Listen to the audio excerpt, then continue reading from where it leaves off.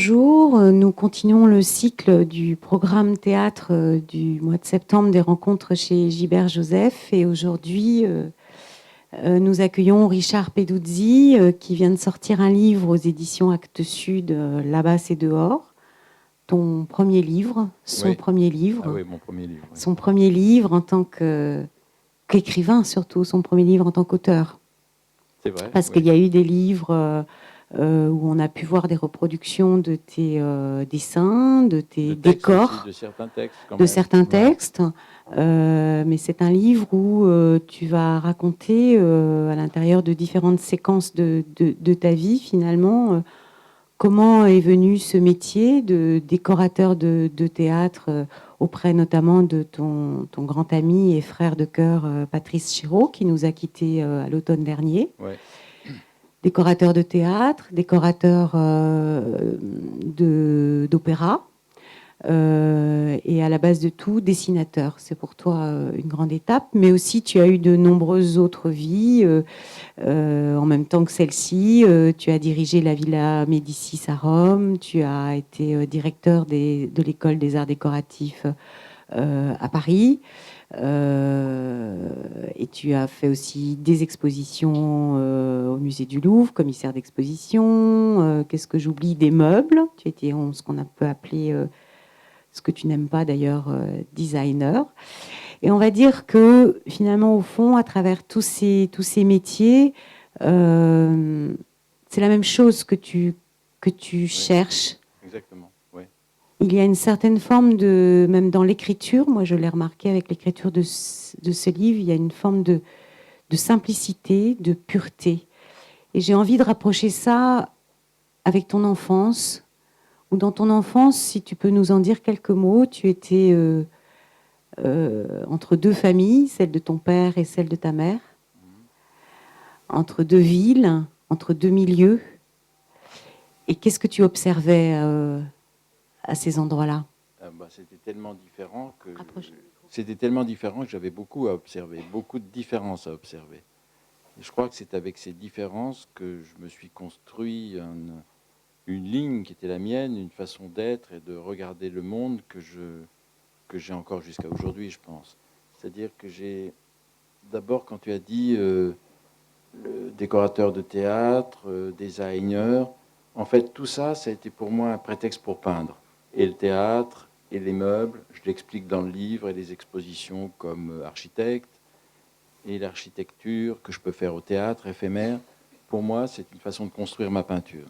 Donc cette peinture que j'ai envie de construire, elle naît toujours, je prends un peu le propos de l'enfance à l'envers, maintenant je pense même à aujourd'hui, elle naît toujours d'une sorte de prison qui serait une cage de scène, une scène de théâtre en fait. Une scène de théâtre qui sert à expliquer, à formaliser, à montrer au public, à retrouver pour soi les paysages intérieurs qu'on a au plus profond de soi-même, qu'on a envie de mettre en pleine lumière, d'éclairer et de montrer aux gens, comme ça, des choses qui sont au cœur de nous-mêmes, dont on connaissait à peine probablement l'existence. Donc j'ai été élevé, ou j'ai été pas élevé plutôt, par des grands-parents maternels et paternels. Mes parents, je crois qu'ils se sont mariés, ils devaient avoir entre 18 et 20 ans l'un et l'autre, et ils se sont très vite séparés, il y a eu la guerre. Ma mère a été arrêtée, on lui reprochait des choses que j'ai jamais voulu savoir, parce que le fait de l'avoir vue en fait, en prison, entre des grilles, ça me suffisait comme explication. Je voulais la trouver moi-même, l'explication. Oui, voilà. À 5 ans, tu allais visiter ta J'avais maman. pas envie d'entendre des explications différentes de part et d'autre de mes deux familles. Donc il y avait la famille de mon père, qui était une famille de gens extrêmement travailleurs, artisans. Mon grand-père avait une entreprise de chauffage central et passait sa vie au boulot, si j'ose dire. Jour et nuit, le dimanche, tout ça, rien n'existait, ils travaillaient. Et puis d'un autre côté, ils habitaient dans l'Eure, un petit village à Verneuil-sur-Avre, dans l'Eure, où il se passait vraiment absolument jamais rien. Mais c'était un très beau village, une très belle campagne, où j'allais souvent les voir. Mes grands-parents, eux, les autres maternels, habitaient Le Havre, qui était une ville entièrement dévastée par la guerre, entièrement trouée, si j'ose dire, éclatée d'obus. Le quartier dans lequel j'étais était le quartier Notre-Dame. C'était un quartier extrêmement mal famé, où il y avait dans ma rue, la rue des Galions, 5 ou 6 maisons qui se soutenaient les unes et les autres, prêtes toutes à s'effondrer. Et moi, j'habitais dans une de ces maisons où mes grands-parents tenaient un bar qui était à côté d'un hôtel très très mal famé sur le port, où les marins débarquaient en général les soirs quand les bateaux arrivaient. Voilà. Et donc j'étais entre ces deux mondes, dont mes grands-parents paternels. Ma grand-mère était très religieuse, elle était tout le temps à la messe, elle était extrêmement économe. Et de l'autre côté, c'était plutôt le gaspillage, et c'était pas la messe, mais c'était tout ça, ça se passait à côté d'un bordel, donc, et de ruines.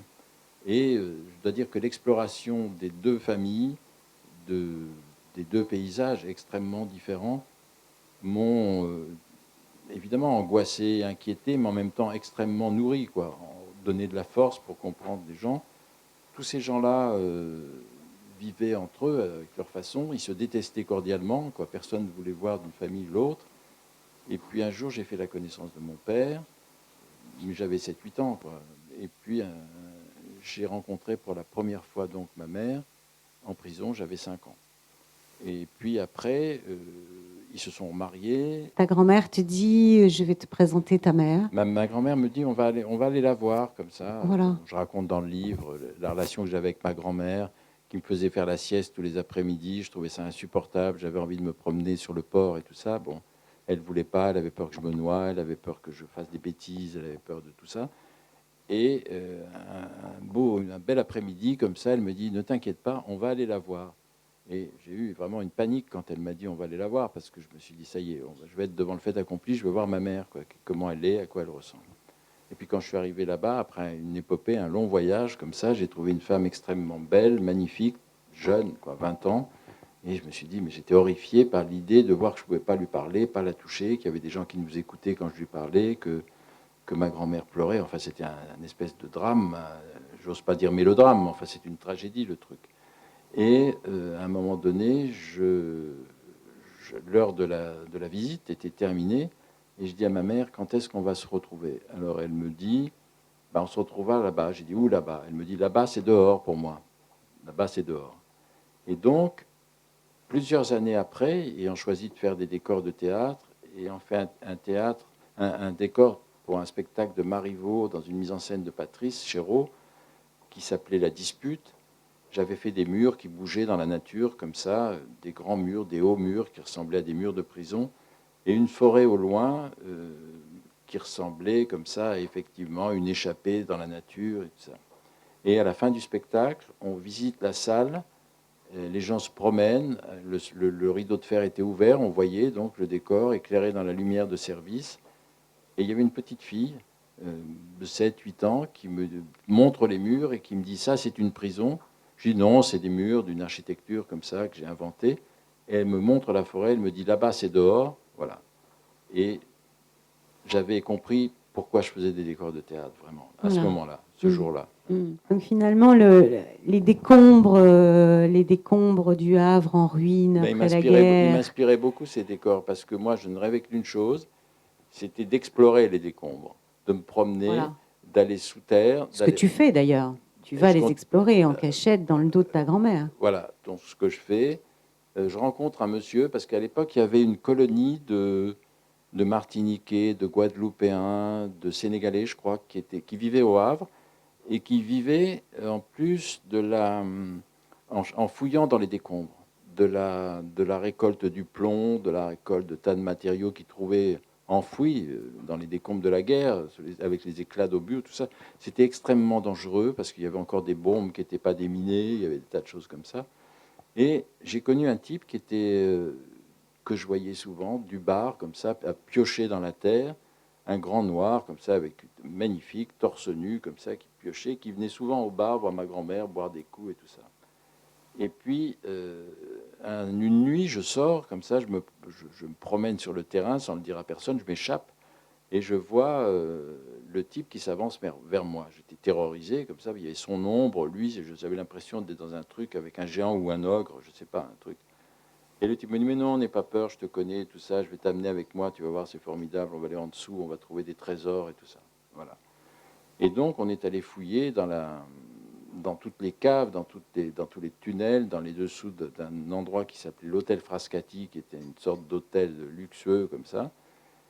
Et puis, un jour, j'ai retrouvé un matin, comme ça, le type qui avait été tué par d'autres, certainement, qui avaient voulu lui voler ces choses et tout ça. Et j'ai eu un énorme choc, comme ça. Je me suis rendu compte, là, à ce moment-là, ce que c'était la mort, peut-être. Ce que c'était la mort d'un ami, ce que c'était une perte, comme ça, absolument terrible. Et ça aussi, je veux dire, ça fait partie des paysages du Havre, enfin, des paysages humains du Havre qui ont alimenté toute ma vie jusqu'à aujourd'hui. Je n'oublie pas ces moments-là. Quand on a fait le livre ensemble, on a retrouvé d'ailleurs des images du Havre et Oui, c'est ça comme... absolument saisissant comment dans les décors que tu as pu faire pour des spectacles de Coltès, par Ouais. exemple, on retrouve ces lieux d'inspiration de l'enfance. Bah, ces décors apparaissent comme ça, un peu déformés, parce que l'imagination, le temps déforme les choses. Le temps déforme, le temps. Quelquefois, ça enjolive les choses, quelquefois, ça les transcende. Le cœur les transpose aussi, c'est différent, mais je retrouve toujours des paysages que j'aurais peut-être connus, quoi. Je ne sais pas si je les ai vraiment connus ou ils sont voilés justement par les années, mais c'est quand même des choses qui me sont très familières et que j'ai à l'intérieur de moi. Et alors, donc, après cette expérience de la découverte de ta mère en prison, et puis cette vie finalement, au fond, où tu étais assez livré à toi-même, tu t'enfuis. Tu t'enfuis, tu veux t'enfuir de l'école, tu Bah, supportes pas de rester en non, place, non, non, absolument pas. tu découvres Paris, tu Ouais. découvres la musique, tu Bien découvres... sûr, alors j'avais une tante qui vivait à Paris, la sœur de mon père, qui était extrêmement fine, sensible, comme ça, qui avait compris que c'était compliqué pour moi, un enfant de 12, 13 ans, comme ça, de vivre ce que je vivais. Donc elle était une sorte de médiateur entre les deux familles, parce qu'elle s'entendait, elle, bizarrement avec tout le monde. Elle calmait tout. Et donc, elle était une sorte de médiateur, comme ça, et elle leur a dit, ben, je vais m'occuper de lui à Paris, et tout ça. Donc, je visitais absolument toutes les choses qu'elle avait envie de me faire voir, mais comme elle était très studieuse, c'était une intellectuelle, elle m'amenait au musée, elle m'amenait au théâtre, elle m'amenait partout. Et j'ai des souvenirs comme ça extraordinaires avec elle, et aussi des souvenirs bizarres d'ennui au théâtre. Je me souviens, on allait à l'Odéon, souvent, comme ça, en matinée, le dimanche, et on voyait des grands spectacles maintenant, je veux dire, le Marchand de Venise avec Daniel Sorano, des spectacles avec Jean-Louis Barrault, je crois, et Roger Blin. Et je trouvais les textes, je trouvais les acteurs, je trouvais parfois le parti pris absolument extraordinaire. Puis au milieu de tout ça, il y avait des décors que je trouvais tellement ennuyeux et désuets, surtout quand on changeait de décor, parce qu'il fallait attendre parfois un quart d'heure, 20 minutes. Et là, je tenais plus en place sur ma chaise. Et je me souviens avoir demandé à ma tante, mais pourquoi il y a des décors? Ça sert à rien parce que ça ne me fait pas penser à l'histoire qu'on raconte. Pour moi, c'était un truc Mais à ce complètement moment-là, tu claqué. n'imagines pas être décorateur de Pas une théâtre. seconde, Pas une seconde. À ce moment-là, pas tu une dessines seconde. quand même Non, mais sur des je carnets. dessine, je vais au musée, j'ai envie de faire de la peinture. Je commence à peindre Tu commences à vers peindre. Ouais. 14-15 ans, à dessiner encore, à repeindre.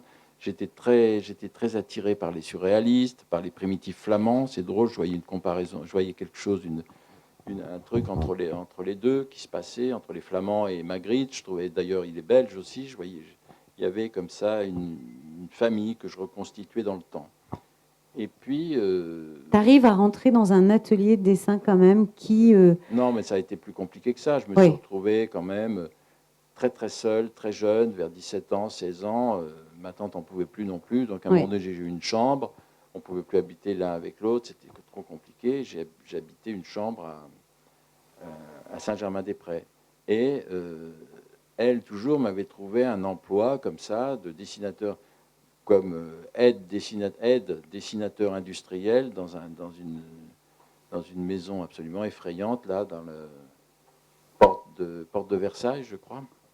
Et il y avait une centaine de types penchés sur leur table à dessin qui dessinaient la même maison toute la journée, toute l'année, toute la vie, quoi. Donc, moi, j'étais absolument paniqué par ça. Je ne pouvais pas imaginer une seconde que j'allais rester plus de 3 semaines là-dedans, ce que j'ai fait d'ailleurs. Et il y avait un type à côté de moi qui chantait toujours « Nous l'aurons notre place au soleil ». Je le vois encore chanter ça. Et je me disais, mais il n'est pas prêt de l'avoir, le type, c'est pas possible. Et un jour, je me suis sauvé. J'ai été fumer une cigarette dans la petite cour qu'il y avait. Il y avait une porte qui donnait rue de Vaugirard. Je l'ai prise et je ne suis plus jamais revenu. Et là, j'ai eu 4 ou 5 ans quand même d'errance à Saint-Germain-des-Prés, un peu dur, quoi, confronté à tous les délices et à toutes les duretés de la rue. Et j'ai quand même, je continuais quand même à dessiner, aller au Louvre, et j'ai découvert une musique que j'aime toujours infiniment, c'est le jazz. Et à ce moment-là, il y avait énormément de musiciens de jazz à Paris, dont un qui était merveilleux, qui s'appelait Bud Powell. Et Bud Powell habitait à l'hôtel Louisiane. Et dans le livre, je raconte que ce Bud Powell, il avait quand même vraiment l'air d'un clochard, comme ça, et qu'un soir, je le rencontre au café de Seine, rue de Seine, et il était ivre-mort, il se fait jeter dehors, il tombe sur le trottoir par la patronne du bar qui n'en voulait plus, quoi, qui voulait plus de lui, qui le traitait mal et tout ça. Enfin, c'était 6 ans, je l'aide à se relever, je ne connaissais pas, je ne savais pas qui c'était, je l'aide à se relever, et puis il s'en va dans la nuit comme ça, je me dis, bon, je ne sais pas ce qu'il va devenir, il peut se faire écraser, il va mourir et tout ça. Et 3-4 heures après, je le retrouve dans un club de jazz qui s'appelait le Birdland, où il jouait au piano d'une façon extraordinaire, où les gens s'arrêtaient de parler. Il jouait un de ses morceaux préférés qui s'appelle Rêve de Cléopâtre. Voilà. Et de fil en aiguille, j'ai fini par avoir vraiment envie de dessiner, avoir vraiment envie de quitter la rue. J'ai rencontré des gens comme ça qui m'ont bien aimé. Et voilà, et j'ai rencontré surtout... Et notamment Charles Auffray. Charles Auffray, que tu rencontres. Un grand sculpteur qui était mon professeur de dessin. Voilà. Et j'ai passé 2 ou 3 ans à travailler, à dessiner dans une académie, la rue Malebranche, avec lui, le dessin, et à partir de ce moment-là, à me mettre à essayer de peindre comme ça. Et j'étais en désaccord avec la peinture que je voulais faire, et ce qui était, j'ose pas dire à la mode, mais ce qui était l'air du temps, c'était l'abstraction. Et moi, j'étais pas du tout dans l'abstraction. Je me rends compte maintenant que tout ce que j'avais vécu ne me permettait pas d'être abstrait. J'avais un regard vers le quotidien, vers les difficultés de l'existence, vers tout ce que j'avais traversé, tu vois, où j'avais risqué ma vie plusieurs fois avec des trucs durs et tout, dans la rue et machin.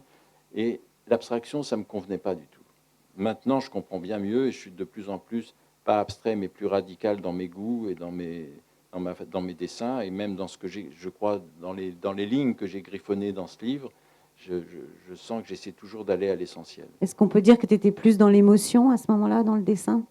Non, j'avais envie que ça ressemble à quelque chose, que ça fasse vrai pour moi. J'avais envie qu'une tête ressemble à une tête avec de l'émotion, avec un regard. Comme disait Van Gogh, j'étais fasciné par ce mot. Je peins plus de cathédrales parce que je pense que dans le regard le regard des hommes, il y a toutes les cathédrales du monde ressemblent. Et je me disais, au fond, ce qui est intéressant, c'est de dessiner le corps humain, c'est de dessiner un homme, c'est de dessiner un paysage, au fond, c'est de faire un truc comme ça, et de donner la vie à chaque chose qu'on essaie de faire, à condition d'être, bien sûr... salut Antoine. À condition d'être, bien sûr... d'être, bien sûr, très... Très précis dans ce que tu dessines. Précis, même flou, peu importe, comme les impressionnistes, mais enfin qu'il y ait une émotion qui ressort d'une ligne, qui ressort d'une couleur, qui ressort de... Voilà.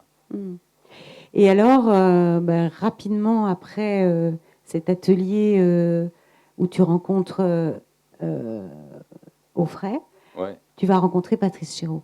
Le hasard fait que tu rencontres Patrice Chéreau. C'est-à-dire que la peinture, le dessin, Auffray, tout ça, à ce moment-là, j'étais très lié à quelqu'un qui s'appelle Marianne Merleau-Ponty, à ses parents, à tout ça. Et moi, j'avais envie de gagner ma vie, bien sûr. Donc, ça ne me suffisait pas. Ça m'arrivait de vendre comme ça un dessin, une peinture, mais de temps en temps. Donc, j'avais besoin. Et quelqu'un, un ami de Suzanne Merleau-Ponty, la mère de Marianne, me dit, il faut que vous alliez voir un jeune homme comme ça, à Sartrouville, qui vient d'avoir le prix des jeunes compagnies, il fait du théâtre, et tout ça. Ce serait intéressant que vous alliez voir, parce que pour les décors, peut-être qu'on va avoir besoin de vous. C'est lui qui fait ses décors, mais enfin, on ne sait jamais. Bon. Je dis, pourquoi pas, j'aime pas trop le théâtre, mais enfin, bon, je vais aller voir. Et un matin, après avoir passé une nuit presque à la Belle Étoile, disons dehors. Je me décide, je prends le train à la gare Saint-Lazare, je vais à Sartrouville et je rentre dans cette espèce d'endroit un peu bizarre, comme ça, un peu soviétique comme architecture et tout, place de marché dans cette banlieue absolument sinistre. Et je me dis, je ne crois pas que ce soit pour moi, donc je vais vite repartir à Paris. Et puis quelque chose me retient et je rentre. Je rentre et puis je vois une dame qui lavait les carreaux par terre et tout, et je me dis, au fond, il faut que je le voie, ce Chéreau, quand même. Je sais pas, je me dis, il ne doit pas être là, c'est trop tôt, et machin. Et la dame me dit, si, elle est sur le plateau. Je dis, où c'est le plateau? Elle me montre un couloir sinistre et tout. Elle me dit, là, il y a les répétitions. Je pense qu'il est là, il a dû dormir au théâtre. Donc, j'arrive sur le plateau et je vois un très jeune homme au loin, comme ça. Je vois d'abord la silhouette du décor qui m'intrigue beaucoup, que pour une fois, je trouve un objet très très beau, comme ça, au théâtre, ce que j'avais jamais vu. Et puis je C'était vois un décor de qui? de Patrice Chéreau. C'était De lui qui lui. faisait ses C'était décors à ce lui-même. moment-là. Et il s'amène comme une trombe vers moi, en trombe, comme ça. Et sans savoir qui j'étais, sans me poser la question, tout ça, il me dit, c'est bien que vous soyez là. Donc voilà, qu'est-ce que ça vous dit, ce truc-là? Il commence à me raconter le décor. Le sens de cette machine qui était sur le plateau, du dessin, de son spectacle. Il commence à me parler comme s'il essayait de se prouver à lui quelque chose. Et puis très très vite, je lui parle des livres que j'aimais, je lui parle de plein de choses, et on devient très très très vite très amis. En fait, le dialogue a toujours continué. Après, pendant, vous avez travaillé ensemble 47 ans. 47 Depuis ans. l'âge de 20 ans, voilà, comme ça, on a travaillé tout le temps ensemble. Et très très vite, c'était avant mai 68, il me dit, je serais bien que tu travailles avec moi sur les décors et tout ça. Donc j'ai commencé à travailler sur Don Juan, je crois, qu'on a monté à Lyon, avec Marcel Maréchal. Et au bout de 2 ou 3 choses où j'étais assistant, il m'a dit, écoute, ce serait bien que tu les fasses toi-même, les décors, parce que tu m'amènes tellement de choses, je vais avoir plus de...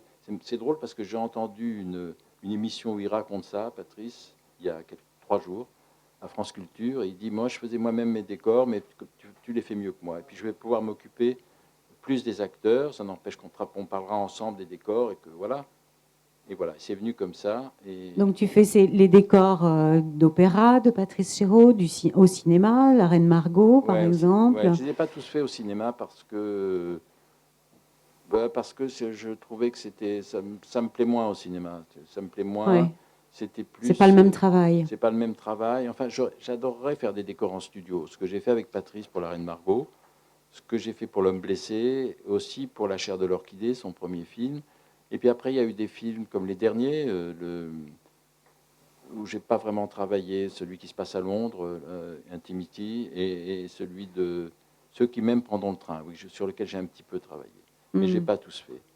Et alors, comment ça se passe comme ça, si on veut savoir un petit peu comment ça se passe, la construction d'un décor, pas la construction au sens ou l'imagination, la création, voilà, dans le dialogue avec Patrice Chéreau, comment, parce que tu racontes très bien dans le livre comment ça s'est passé, par exemple, pour le ring que vous avez fait à Bayreuth, au festival de Bayreuth. Les relations qu'on avait avec Patrice est complètement incompréhensible, j'ai remarqué souvent, pour les autres, totalement incompréhensible, parce qu'on avait un tel... j'ose pas dire, mais une espèce de code comme ça, et de langage, et de regard, et de compréhension, que c'était assez désarmant, quoi. Il y a eu un film comme ça, fait par Arnaud Sélignac, sur Lucio Silla, où on nous voit discuter du décor pendant 5 minutes. Et ça va tellement vite que les gens... Mais c'est un film que j'aime bien, d'ailleurs. Les gens se demandent, mais qu'est-ce qu'ils se disent, tu vois? Raconte par exemple la feuille à la fin, pour un décor que l'on n'a hélas pas vu. Oui, c'est-à-dire que c'était la dernière chose qu'on devait faire, c'était un Shakespeare, comme il vous plaira, et l'un et l'autre, comme ça, on se parlait de comment ça devait être, cette forêt, comment ça devait être la maison de l'usurpateur, comment devait être tout ce truc-là. On avait décidé que le décor se jouerait en bifrontal dans les ateliers de Berthier à l'Odéon. Luc Bondy avait invité Patrice, et tout ce qu'on savait, c'était que c'était en bifrontal et avec une légère perspective, parce que j'aime pas que les deux gradins se regardent comme ça parallèles. J'aime toujours bien qu'on ait l'impression qu'il y a une fuite, une route, comme ça. Mais par contre, on ne savait pas comment mettre une forêt, un domaine, enfin un palais, le palais de l'inquisiteur et une forêt dans tout ça, quoi. Et puis les vacances, je pars en vacances lui aussi, et on a rendez-vous dans un café près de chez lui à Rambuteau. Et je lui dis, j'ose pas te dire, mais j'ai l'impression que j'ai une idée qui est plutôt bien pour la forêt. Alors il me dit, ah bon? Avec un petit sourire comme ça. Et je lui dis, tu vois, la forêt, au fond, c'est impossible de faire une forêt, parce que ça va être une forêt de théâtre, on va voir que c'est faux, on va voir que c'est toc, les gens vont rien comprendre. Mais on devrait faire un seul arbre, qui serait l'arbre de toutes les forêts du monde, quoi. Un peu comme la maison idéale, où on vient s'abriter. Et il rit comme ça, il me sort de son livre à lui, un arbre, un seul arbre aussi. C'est-à-dire qu'on avait eu cette idée de se dire, au fond, ça ne peut pas être une forêt. Sans s'en parler, on ne s'était pas parlé depuis un mois. Voilà, c'est comme ça, au fond, que On a la travaillé tout le plupart des temps comme ça. décors. On a Voilà. travaillé tout le temps comme ça. Voilà. On a travaillé tout le temps comme ça. Alors quand on me demande ou qu'on lui demandait, mais de qui est l'idée, bah, ça venait tellement plus loin que de se dire, il me faut une porte, il me faut 3 trucs, il me faut ça, il me faut. Non, ça venait d'une réflexion qu'on avait en commun sur les choses, sur une vie complètement. C'était un contrepoint, nos vies. Il avait eu une vie tout à fait studieuse. Il était allé au lycée Louis-le-Grand. Il avait commencé le théâtre là. Il avait fait des études d'allemand et tout ça. Moi, j'étais jamais allé à l'école. J'avais jamais fait d'études. Et il était fasciné par mon truc avec la rue. Moi, j'étais fasciné par le sien avec les études. Et puis, on avait une chose en commun, c'était l'art. C'était la peinture, quoi, quand même. C'était la Et peinture. puis, un certain nombre de références Ah littéraires. bah la première fois qu'on s'est vu, on a parlé de Paul Nizan. Parce que moi, dans tout ça, j'ai jamais cessé, même à 14 ans, c'est ma tante qui m'avait mis dans ce truc-là, je n'ai jamais cessé de lire et de m'informer sur la peinture et d'aller au musée, quand même. À travers les moments où j'étais le plus un peu dans la dérive, j'ai toujours quand même aimé ça. C'est ce qui m'a vraiment aidé, je crois, à tenir. Ouais. Et alors, la grande revanche, toi qui n'es jamais allé à l'école, c'est qu'un jour, tu deviens directeur de D'une l'école, école, d'une grande école. d'une Ouais. grande Mais école c'est à ça Paris. c'est un peu toutes ces choses-là qui m'ont dit au fond, ce serait amusant de l'écrire. Ce serait amusant presque de l'écrire, d'écrire comme si je dessinais, tu vois, tout ça. Je me suis retrouvé à l'école des arts décoratifs, directeur. J'avais essayé de passer le concours, mais comme je chahutais pendant le concours, je n'ai pas été reçu comme étudiant. Et ensuite, je me retrouve directeur de la Villa Médicis à Rome, ce qui est quand même un truc. Bon. Puis directeur de la Villa Médicis à Puis, Rome. oui, Ouais. après 10 ans de direction de l'école des arts déco, Ouais. qui était en train de devenir une très très grande école d'art, quoi. Voilà. Et là, à ce moment-là, quelles sont les perspectives que tu donnes à cette école pour pouvoir justement accueillir des jeunes dont les profils sont pas forcément. Bah, d'abord, j'avais envie, j'étais sidéré par quand je suis rentré dans l'école. Là aussi, j'ai eu envie de repartir tout de suite parce que je me suis aperçu à quel point les gens comme ça, il y avait peut-être 900 personnes dans l'école, entre les professeurs et les étudiants, il y avait une centaine de profs, de voir que des gens qui étaient là depuis des années ne travaillaient pas ensemble, se connaissaient à peine, que les étudiants qui étaient dans une section n'allaient jamais voir ce qui se passait dans la section d'à côté. Et à un moment donné, je me suis dit, mais c'est un crime, ça. Je veux dire, de quoi on parle là-dedans? Les décorateurs de théâtre, les designers, les graphistes, tout ça, ils étaient chacun dans leur truc, alors que je me disais que l'un avait besoin de s'appuyer sur l'autre et de s'enrichir avec l'autre. Donc je me suis battu pendant quelques années. La première année, je me suis dit, quand même, tu ne peux pas partir. Le jeu, c'est tellement compliqué que le jeu en vaut la chandelle. Reste, je me suis dit en moi-même. Donc je suis resté, après m'être affronté avec beaucoup de professeurs. Et puis finalement, à la fin, bah, je crois que les gens avaient compris, vraiment beaucoup avaient compris. Et l'école était, les sections travaillaient ensemble. Il y avait un regard vers l'extérieur qui était auparavant extrêmement tourné à l'intérieur d'eux-mêmes. Les profs n'étaient pas des gens qui travaillaient dans des entreprises ou ailleurs. C'était des gens qui, depuis parfois 20 ans, étaient dans l'école, enseignaient le théâtre sans avoir jamais été vraiment décorateur, fait des décors de théâtre, tu vois. Donc c'était absolument absurde comme truc. Et puis après, donc, comme on vient de le dire, tu te retrouves directeur de la Villa Médicis. Je me retrouve à Rome, qui est À une ville que je Rome. connaissais bien, mais pas à ce point, parce que là j'ai vécu 6 ans à l'intérieur de la villa, quoi. Voilà. Donc c'était autre chose. Et tu recrées même le mobilier. Ouais, le mobilier, parce que Tu le réinventes. je trouvais qu'un endroit comme la Villa Médicis, il fallait qu'il y ait absolument euh, pas le confort, mais il fallait qu'il y ait, que ce soit accueillant, que les gens aient envie de venir. Le beau. de travailler ensemble, de beau, mais une certaine idée, une pauvreté belle, comme ça, sans oui. éclat, sans rien, mais qui est une salle de cinéma, qui est un bar, une cantine, une cafétéria où les gens se retrouvent, qui est une possibilité de faire des concerts, qui est une possibilité d'inviter des écrivains. Je me souviens de Olivier Rollin, Finkielkraut, des tas d'écrivains comme ça, Pierre Michon qui venait, qui faisait des lectures. Olivier avait inventé cette grande chose qui s'appelait Aimer la littérature, où tous les mois, il y avait une séance comme ça d'un grand écrivain qui venait, qui expliquait des textes et qui les lisait. Donc, des séries de films, on a même fait de l'opéra dans le jardin, des grandes représentations cinématographiques dans le jardin aussi. Voilà, donc c'était un lieu qui vivait. Puis surtout, j'avais envie que les pensionnaires rencontrent des artistes, des grands artistes comme Kiefer, comme Pennon, des grands artistes contemporains. Et on organisait tout le temps comme ça des rencontres, des discussions entre les différentes générations, les différentes disciplines, entre les historiens et les artistes. Voilà. Et tu continues à créer à ce moment-là des décors. Ah bah ouais, j'ai jamais voulu arrêter. C'était les conditions. Mais tu diversifies quand même ton activité. Tu ne travailles pas seulement avec Patrice Chéreau, Non, mais j'ai travailles travaillé avec peu de metteurs en scène de théâtre. Je travaille beaucoup, j'ai travaillé beaucoup et je continue à travailler avec Luc Bondy. Là, on est en train de préparer Ivanov à l'Odéon.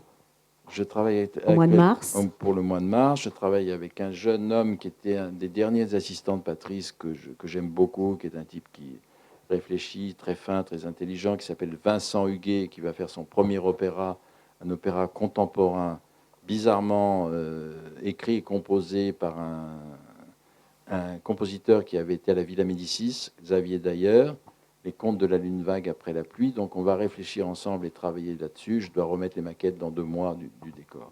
Et puis je fais beaucoup de... Et ça j'aime bien parce que c'est très nouveau pour moi et j'aime bien remettre en question toujours les choses que je fais.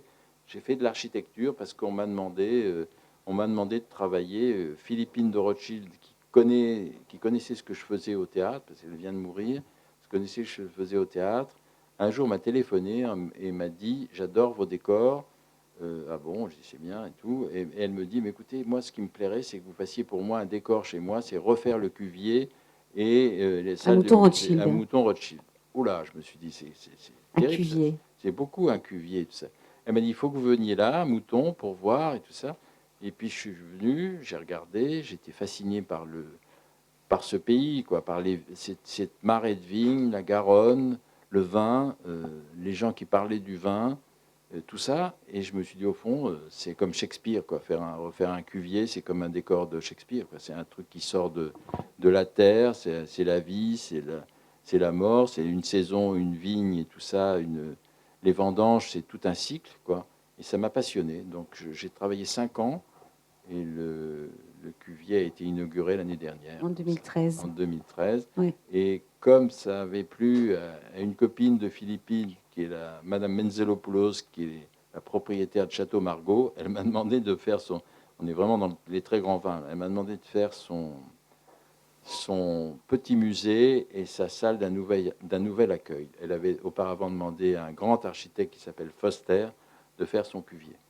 Est-ce que tu utilises des matériaux communs, on va dire? Est-ce qu'il y a des choses que tu aimes particulièrement entre le bois, ou est-ce que C'est tu as pas que j'aime des... Non? particulièrement, mais j'ai l'impression que c'est comme les mots, ou comme les couleurs, ou comme tout. Les matériaux, ça vient des émotions. Et il y a un moment donné où tu te dis, mais ça serait mieux en bois, ça, ce serait mieux en briques, ça, ce serait mieux en, je sais pas, en terre. Voilà, ça vient aussi avec le sens. Je le vois avec Ivanov, là, maintenant, exactement, parce que je suis en plein là, sur la réflexion des matériaux. À un moment donné, je voulais de la tôle ondulée rouillée qui ressemble à de l'or. Et puis hier, je me suis aperçu que ça ne pouvait pas marcher en voyant des échantillons aux ateliers de Berthier, que m'avaient très bien réalisé les constructeurs. Donc je suis passé à autre chose. J'essaie à chaque fois de me raconter une histoire qui correspond aux formes que j'ai dessinées et à la lumière et aux couleurs que j'ai envie de voir courir dessus. Donc, mais ce qui m'amuse le plus, c'est de voir que inconsciemment, il y a des formes que je crois n'avoir jamais fait, que je retrouve tout le temps. C'est-à-dire le cuvier de mouton Rothschild, il a quelque chose à voir avec ce que j'avais fait pour le décor de Tristan et Isolde. Et je m'aperçois que dans Ivanov, il y a encore des formes comme ça qui reviennent. Et bizarrement, elles ne se ressemblent pas. On ne les détecte pas. Mais moi, je sais que c'est la même chose. C'est comme si on tourne, mais tout le monde tourne autour d'un cercle et retrouve ses impressions, cette recherche. C'est ce qu'on appelle un style. Qu'on poursuit. C'est un style qu'on aimerait casser et en même temps pas perdre. Enfin, voilà, c'est très complexe. Est-ce que vous avez quelques questions? On arrive là un peu au bout du parcours, au bout de nos forces. Non. Non, c'est bien tout ce qu'on a dit. Ouais. Ça suffit. Bah, c'est le livre. Le livre, c'est la première fois que tu te mets à écrire. Non, tu as écrit de nombreuses fois. C'est la première fois qu'on rassemble. J'ai toujours aimé noter des trucs comme noter des ouais. dessins, quoi. Ouais. J'ai toujours, à chaque fois, sur les pochettes d'avion, comme au Vandal Livre, sur des nappes de table, j'ai toujours écrit et dessiné en même temps. Oui. Noter des trucs que je voyais avec le dessin, qu'il fallait faire, telle couleur. Je mets à côté aussi rendez-vous tel jour, enfin voilà. Tout voilà, ça. mais là il a fallu en faire récit quand même. Et à un moment donné, avoir un crayon à la main et raconter toutes les impressions, tu vois. Ouais. Comme ça, et m'en servir, je les ai. J'ai toujours dans mes carnets, dans mes trucs, toujours des bouts de papier où il y a des notes comme ça. Parfois je les perds, mais parfois ça revient et je les garde. Quoi. Mais je me souviens il y a 2 années quand tu m'as amené cet ensemble de textes qui n'étaient pas forcément écrits dans une continuité. Non. Moi, après la lecture, j'ai trouvé qu'il y avait une continuité, qu'il y avait une continuité qui était finalement, au fond, qui dessinait un parcours de l'enfance à aujourd'hui, avec des réflexions sur les différentes étapes de ta vie et de ton travail. C'est ce qui me... Enfin, tu sais, quand j'ai fait un décor, parfois, souvent, quelques semaines après, j'ai oublié que c'était moi qui l'avais fait. Et souvent, je vais voir le spectacle, je suis dans la salle, je vois le décor, je me dis, ah, tiens, c'est pas mal, et tout, ça, c'est pas bien, et tout. Mais je n'ai plus ce truc. Et là, ce livre-là, je l'ai vu en librairie, comme c'était la première fois que je le voyais, ça m'a vraiment touché, c'est bizarre. Et puis, en le regardant maintenant, je l'ai relu, là, l'autre jour. Je l'ai relu comme je l'ai relu avec plus de distance, quoi. Et je me suis dit, au fond, ce que j'aime bien là-dedans, c'est que c'est une histoire en soi. Et que les textes, les uns à côté des autres, ça fait presque un roman, quoi. Ça fait presque un roman, que ce n'est pas une autobiographie, mais c'est une sorte de manifeste, une sorte de comportement, une sorte d'explication, d'essayer de comprendre comment avec toutes ces embûches, j'ai réussi quand même à faire les choses, quoi. À créer ta peinture. Voilà, à construire ma peinture.